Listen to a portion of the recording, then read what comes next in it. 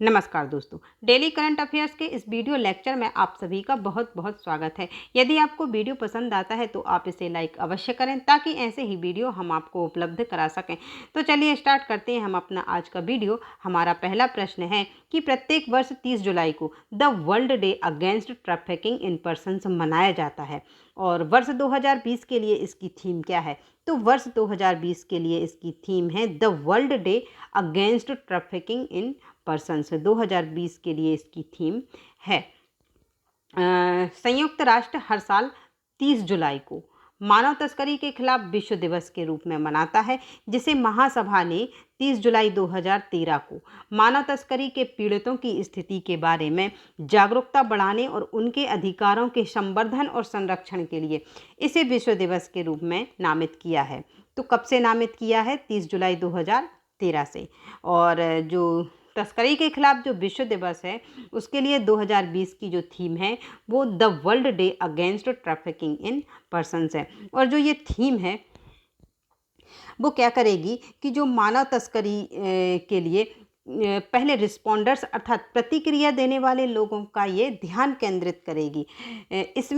जो ध्यान केंद्रित करने वाले लोगों में वे लोग शामिल हैं जो विभिन्न क्षेत्रों में काम करते हैं, जैसे कि तस्करी के पीड़ितों के न्याय के लिए पहचान, समर्थन, परामर्श और न्याय की मांग कराना और तस्करों की प्रतिरक्षा को चुनौती देने का कार्य करती हैं। तो इन लोगों का ध्यान केंद्रित करेगी।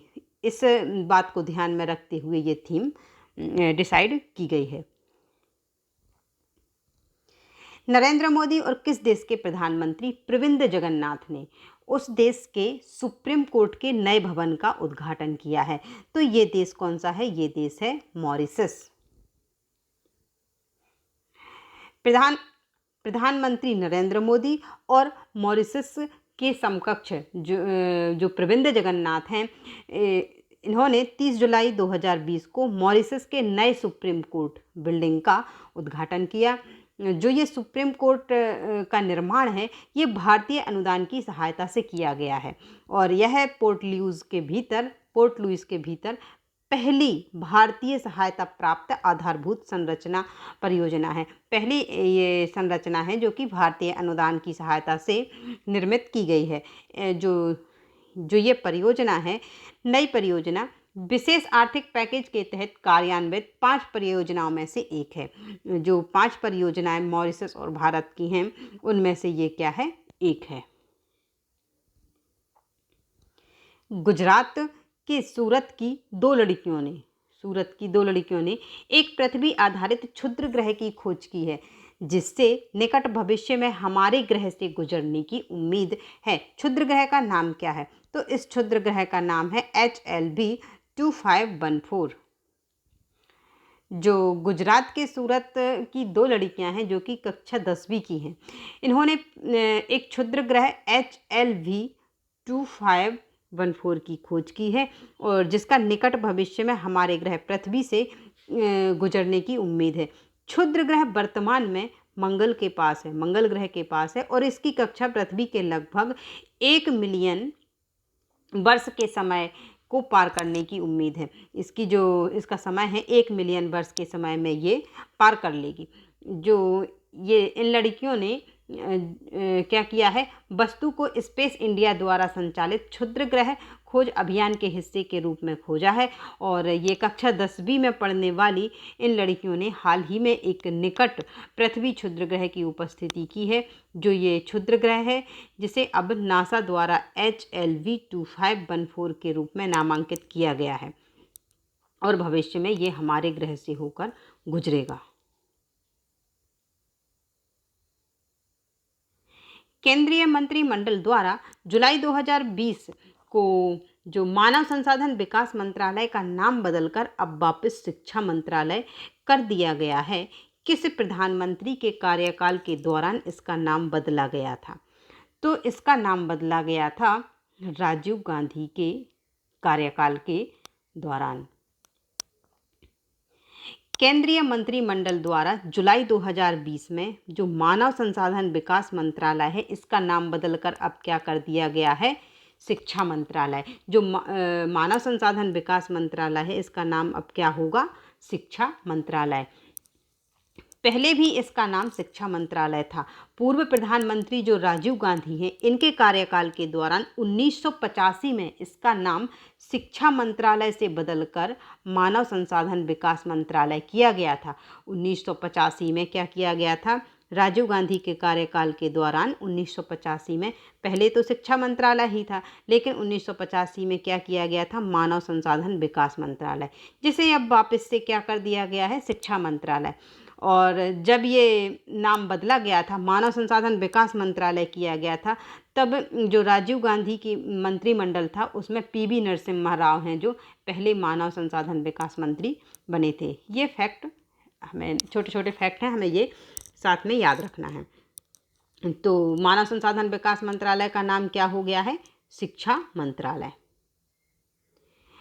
राष्ट्रीय शिक्षा नीति 2020 का लक्ष्य किस वर्ष तक व्यावसायिक शिक्षा सहित उच्च शिक्षा में सकल नामांकन अनुपात 2018 के 26.3% से बढ़कर 50% करने का लक्ष्य रखा गया है। तो ये लक्ष्य रखा गया है 2035 तक 50% लक्ष्य प्राप्त करने का। कैबिनेट ने 29 जुलाई 2020 को, कब? 29 जुलाई 2020 को राष्ट्रीय शिक्षा नीति 2020 को मंजूरी दे दी है। 29 जुलाई 2020 को उच्च शिक्षा संस्थानों के लिए एक नियामक डिग्री, पाठ्यक्रमों में प्रविष्टि और बाहर निकलने के लिए कई विकल्प आदि जो नई शिक्षा नीति के मुख्य आकर्षण हैं। कई विकल्प रखे गए हैं नई शिक्षा नीति में। इसका जो उद्देश्य है, उच्च शिक्षा में सकल नामांकन अनुपात को बढ़ाना है, जिसमें व्यावसायिक शिक्षा को जो 2018 में लक्ष्य निर्धारित किया गया था 26.3%, इससे बढ़ाकर 2035 तक कितना करना है? 50% करना है।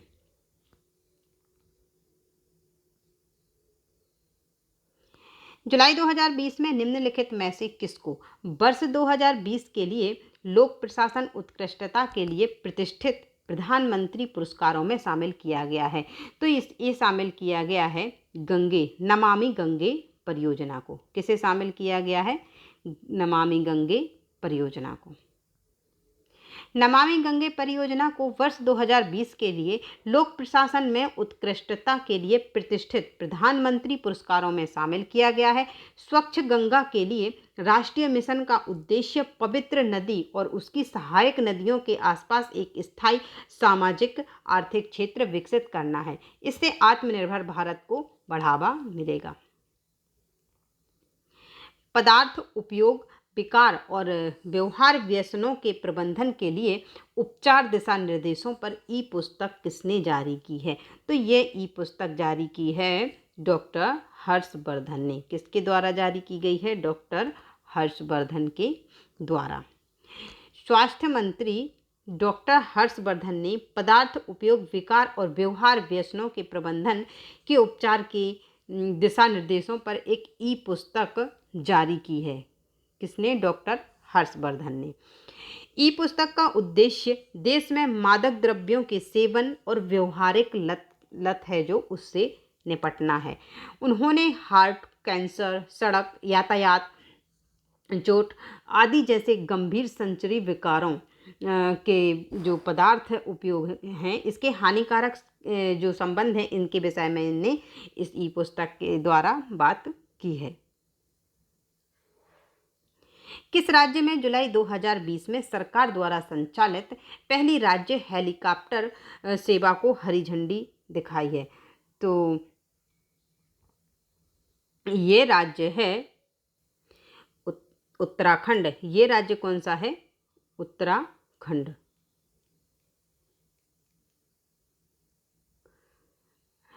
उत्तराखंड में देहरादून को गढ़वाल पहाड़ियों से जोड़ने वाली सरकार द्वारा संचालित पहली राज्य हेलीकॉप्टर सेवा 29 जुलाई 2020 को हरी झंडी दिखाई गई। यह पहाड़ियों में पर्यटन को बढ़ावा देगी और देहरादून, नई टिहरी, श्रीनगर, गढ़वाल गोचर मार्ग पर उड़ान राज्य सरकार द्वारा संचालित पवन हंस लिमिटेड द्वारा, किसके द्वारा? पवन हंस लिमिटेड द्वारा संचालित उड़े देश का आम नागरिक। की क्षेत्रीय कनेक्टिविटी योजना के तहत संचालित है। पवन हंस लिमिटेड द्वारा संचालित उड़े देश का आम नागरिक, इसके द्वारा क्षेत्रीय कनेक्टिविटी योजना के तहत ये संचालित की गई है। मध्य प्रदेश सरकार ने कोरोना संक्रमण के बढ़ते मामलों को नियंत्रित करने और संक्रमण दर को समझने के लिए निम्न में से किस शहर में एक सेरो सर्विलेंस स्टडी करने का निर्णय लिया है? तो ये जो शहर है ये कौन सा है? तो ये इंदौर, भोपाल और उज्जैन तीनों हैं। तो इसका आंसर हो जाएगा उपरोक्त सभी। मध्य प्रदेश सरकार ने कोरोना संक्रमण के बढ़ते मामलों को नियंत्रित करने और संक्रमण दर को समझने के लिए 3 प्रमुख शहरों भोपाल, इंदौर और उज्जैन में एक सेरो सर्विलेंस स्टडी करने का निर्णय लिया है।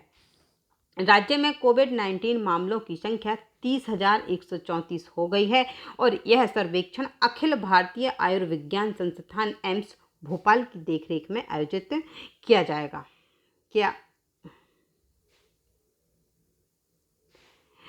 मध्य प्रदेश में राज्य सरकार एक रैपिड एंटीजन टेस्ट शुरू करने जा रही है। रैपिड एंटीजन टेस्ट निम्न में से किस जिले में पायलट प्रोजेक्ट के रूप में लिया गया है?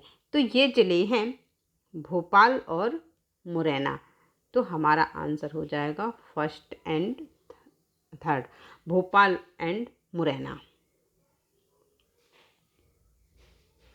मध्य प्रदेश में राज्य सरकार ने एक रैपिड एंटीजन टेस्ट शुरू किया है। मध्य प्रदेश में कोरोना संक्रमित लोगों की जो संख्या है लगभग 30,000 के करीब पहुंच गई है। Rapid antigen test pilot project के तौर पर 2 जिलों भोपाल और मुरैना में लिया गया है। इसके लिए मुरैना और भोपाल में 1000 टेस्ट किट खरीदी जा रही हैं। तो आज का वीडियो करते हैं हम यहीं पर समाप्त और मिलते हैं अपने कल के वीडियो में। वीडियो देखने के लिए आपका बहुत बहुत धन्यवाद।